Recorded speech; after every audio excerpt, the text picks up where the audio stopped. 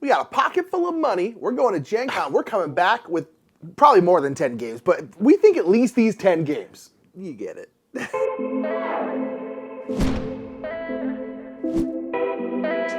Just excited to have a pocket full of cash. I know, right? How rare is that, right? Great. I'm Mike. I'm Nick. We are the Brothers Murph. And yes, I could go buy diapers for my kid, but Gen Con awaits. Exactly. She's all right. She's got her diapers. We're good. We're good. She's fine. But we are going to Gen Con. First of all, if you're going to be going to Gen Con and you see two dudes who look generally like this and you want to take a picture or say hi or whatever, please do. Yeah, please say hi. We're there to wander around and chat with people. Yeah, it'll be fun. And so come say hi. And so there's a whole bunch of different games that are coming out at Gen Con, or at least be available at Gen Con. So these are 10 games that we're planning on buying when we're there. Now, we will say we're hoping to buy these games. We don't really know what's going to be there until we're there. Sometimes stuff gets saved for sale, but they're really only there for demo. So this isn't an exhaustive list. But this is 10 games that are, at least as of now, using the Board Game Geek Gen Con preview. These are listed as items that will be available for sale, not just demo. So these are specifically games we're hoping to procure. Yes, indeed. And over on our Patreon, we're going to have 10 more games that we're interested in looking at. We might pick up some. And yeah, we're just interested. So make sure to check out our Patreon over there if you want. There'll be a link up here for that. But yeah, make sure to check out the Patreon. And we'll also say there's going to be one thing that's not going to show up on the list because we have already played. Is Barcelona we've already played. There's a playthrough of that already. Check it out right here. And we should be getting a copy of the new Lost Ruins of Arnak expansion beforehand. We're planning on having a playthrough of it before Gen Con even happens. Correct. So that's why that one's not on the list. Just in case you're asking, that probably would have been number 1. Let's go to number 10. Number 10 is a game that I think showed up on our top 10 anticipated games for the year, and that was The City of the Great Machine. Yes. It's got this kind of like steampunky AI. I think they call it technocratic Victorian exactly. era. And this is like a one versus all or co-op game where there's one person playing is like essentially the Great Machine, which is this big kind of AI machine that's basically trying to take over. Yeah, it's a kind of classic like robots get smart and want to enslave mankind. So they're trying to create and complete this master plan. Yeah, and then as the people, you're trying to essentially incite riots and basically have a revolution happen to kind of overthrow your AI overlords. Listen, I'm interested in this because it feels like we're about there in real life, and like let's just do that. Let's just do that. Good. Yeah. So it seems really cool. It's got a great look to it. And we talked about the very beginning of the year, and I feel like I haven't heard anything else about it. But apparently it should be at Gen Con, so I'm really, really excited. I want to find out more. To go look at this one, and we'll probably pick it up because it seems cool. We've heard a couple of good things about it, and so I'm really excited for it. Me too. Especially I like games that you have like one versus many, which are hard to get played, but if you can also co-op them and have an automated opponent, then we're set. So this definitely falls into the latter category. You place these heroes trying to rise up. I think it's an interesting theme. That is City of the Great Machine. Yeah. That's number 10.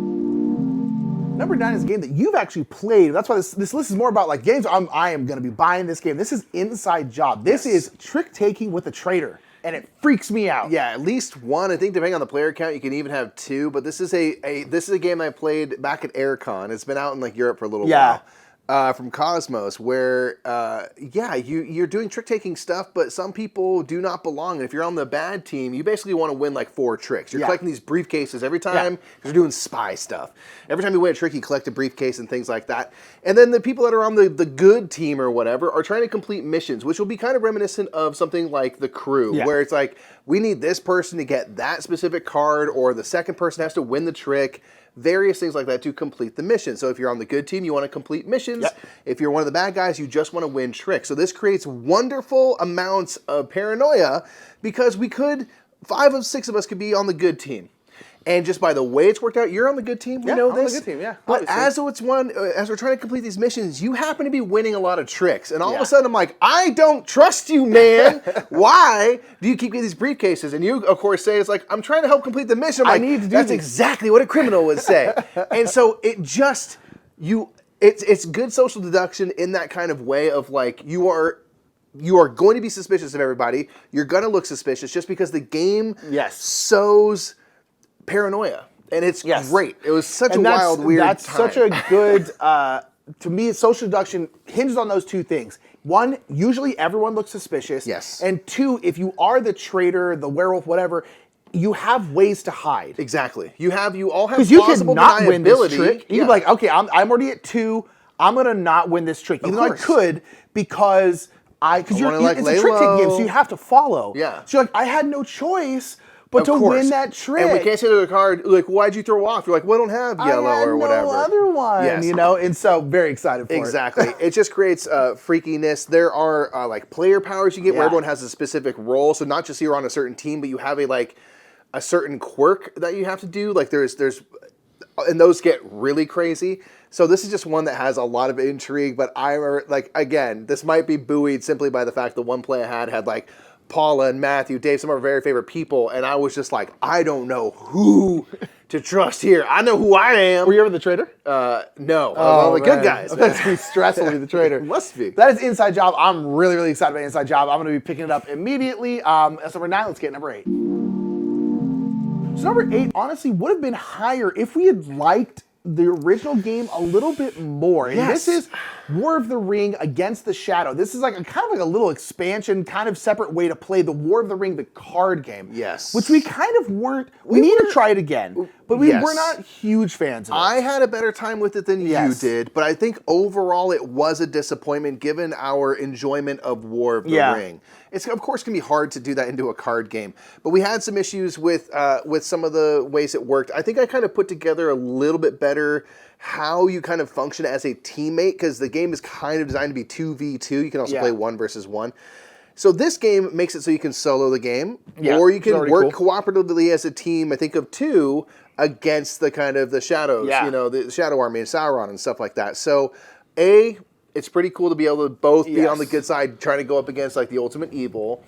And I feel like it might be a way to kind of hone your skills in like how the game operates, because there is this sort of thing where it's true to the book. So if we're in Isengard and stuff, you're not going to have... You can't have the elves there. They weren't there, right? You can have Ents and stuff, and you can no have... dwarves. You know, yeah, exactly, So it's like, it's important to do that. And if I'm a squad that's controlling other types of people, I'm not like the main character in this moment, but I can be doing stuff to kind of set up for the future. So I wonder if it'll help with that kind of like getting your mind around the game. We're not sure, but we do want to try War of the Ring, the card game again, and this might be the way for us to kind of be like, all right, let's do it. Let's get it. Let's play it cooperatively. See if that changes anything. We just don't know. It just seems, it seems intriguing. I'm interested in like solo. Hence the anticipation. Yeah, exactly. I'm eagerly awaiting more information on this. You know, and it seems cool, but this probably would have been much, much, much higher. Maybe like number 1 if we like loved the card game as much as we loved the big game War of the Ring. But no, it's still very interested in this game. We'll probably, if it's that and War of the Ring, the card game are there, we'll probably pick it up because I do want to try it again.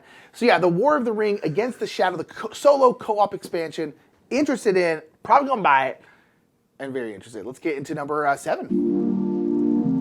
Number 7 is I guess another printing, not a reskin, but it's kind of a redo of Hab und Gut, or The Rich and the Good, which is kind of like an old classic Euro game. It's kind of an old classic Euro game, and this is, I mean, again, I've heard about this game for a while from like the Dice Tower people talk about, but this is, even when we got into the hobby, I don't believe this was like a new game when we got into the hobby. Yeah, it might have been like just before our time. A really good, really classic Euro game. We were talking about it in our live stream recently, and a couple of people in the live stream were like, yeah, it's really, really good.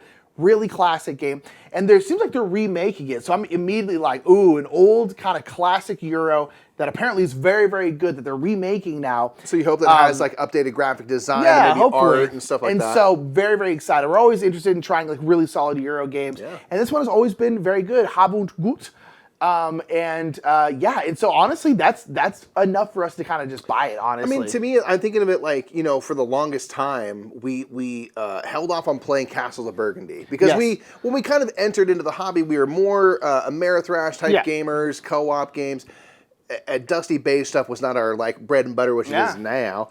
And so this game, even if it was around, we never would have even considered or thought about it. Not really, no. But now I'm like, well, we've gone back to the past before and played games and been really rewarded. Maybe this will be the same. Yeah, so super excited for The Rich and the Good, or Hab und Gut, and very, very excited to try it out because, and this was a very surprising one. Like, I had no idea they were remaking this. This is one that, honestly, the hype of people in our chat and our audience got me excited. Because they're like, oh my gosh, I'm so excited this is finally coming back. And I'm like, what is this? And Nick's like, oh, this is this classic game. I had no idea about this game before. Yeah, good to know. So that's number 7. Super excited for that. Let's get number 6.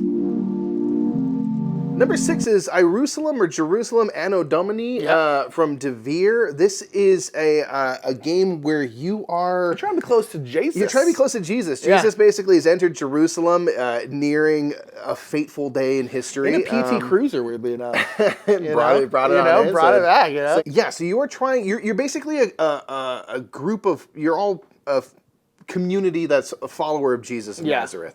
And you are trying to literally, kind of at the Last Supper, be as close to Jesus as possible.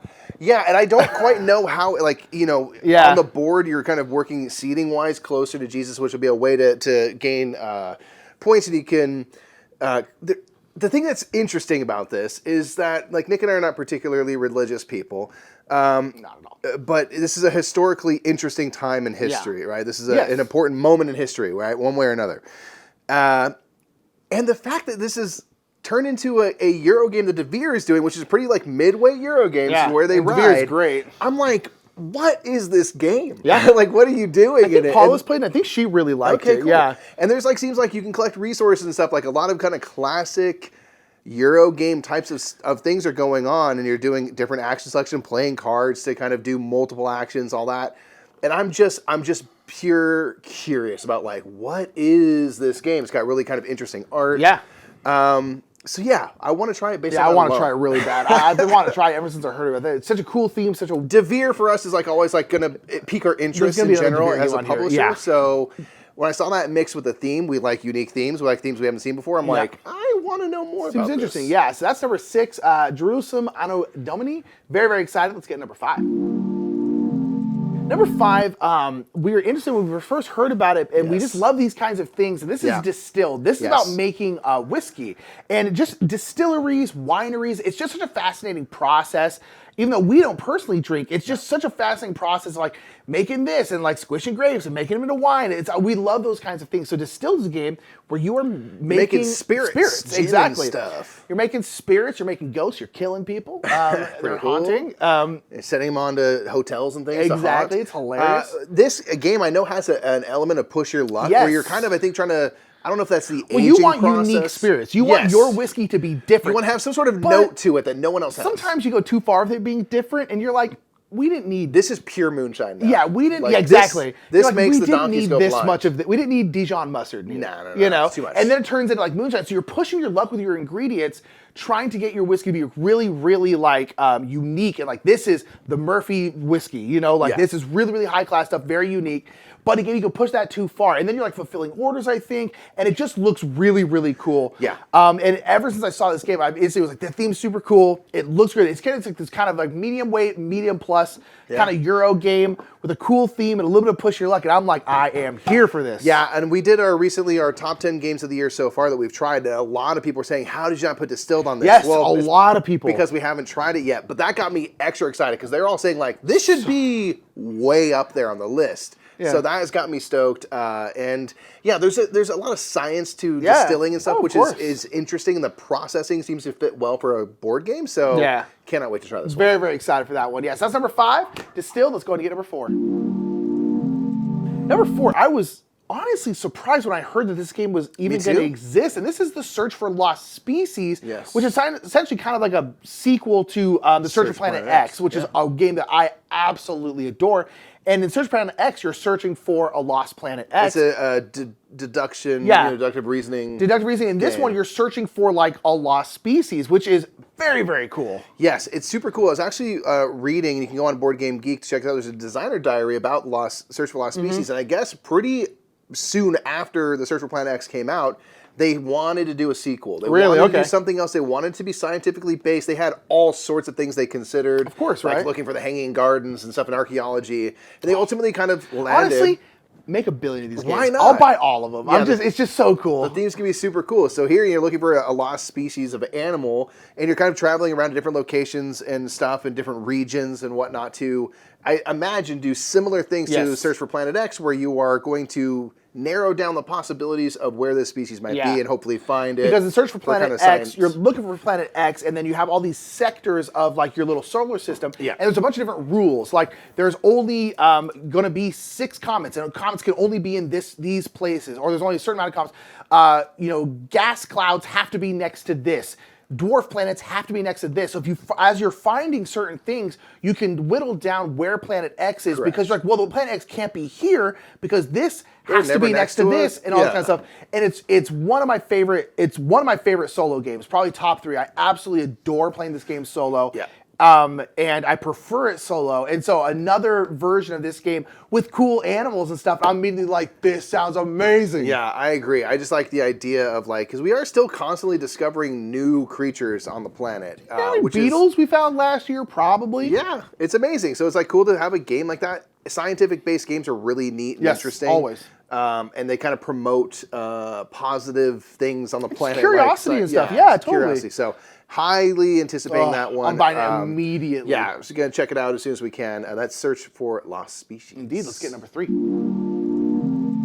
Number 3 is going to be, it's interesting because we kind of haven't really played many of the other games in this series, but this is going to be Age of Innovation. This is kind of the next thing in the Terra Mystica line. I guess you played... I've played 2 of the 3. You played Gaia Project and Terra Nova. I played Terra Nova. Yes. Haven't played the base Terra Mystica, but still very interested in Age of Innovation because I want to play all of these games. Yeah, so the Terra Mystica verse is one that's really cool. Again, we've never played the original thing that kicked it all off, but we have played Terra Nova, and I've played a lot of Gaia Project recently. So it's a new game in that universe. I think that it feels kind of like maybe Terra Mystica 2.0. Kind of, yeah. But still set, that's what Gaia Project is, right? But they completely changed the setting. Yes, totally. And the theme. And so I think this is kind of set back in the world of Terra Mystica, but maybe with a little bit more of the oomph that Gaia Project brings. That's what I'm hoping for.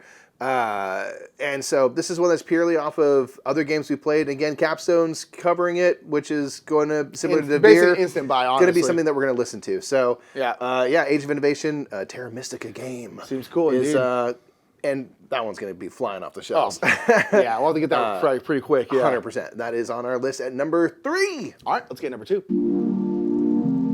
Number 2 is another Devere game. It's the second Devere game on the list, and this is 3 Ring Circus. I'm so excited. Yeah, you especially. I'm excited for this game, but Mike is like crazy excited for this one. Okay, so this is a game where you're trying to attract members to be part of your troupe of performers. Yep.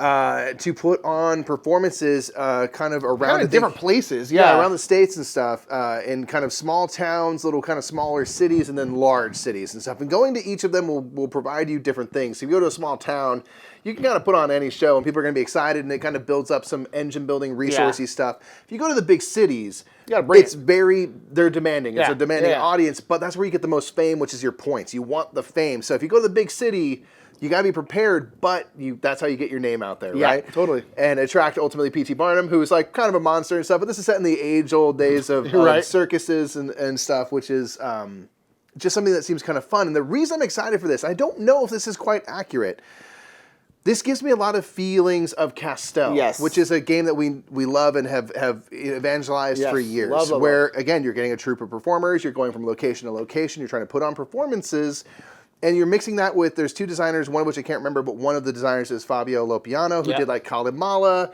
Zapotec. They do really interesting action selections. Yes.